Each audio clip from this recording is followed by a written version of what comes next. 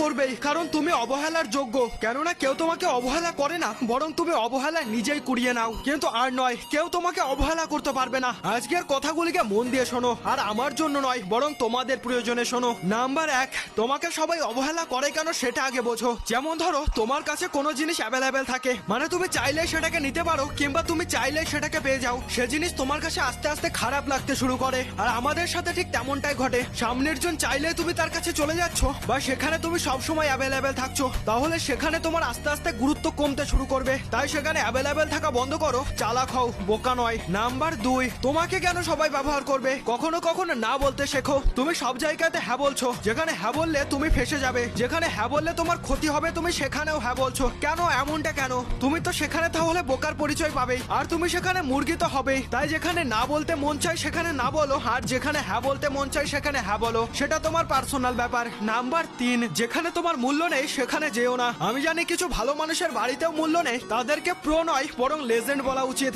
কিন্তু বাড়ি ছাড়া যেখানে মূল্য নেই সেখানে যাওয়া বন্ধ করো। বাড়ি থেকে চলে গেলে না খেয়ে মারা যাবে। বাকি মজা করছিলাম। লাইক আর কমেন্ট করে যেও কিন্তু, আর সাবস্ক্রাইব মন চাইলে করতে পারো।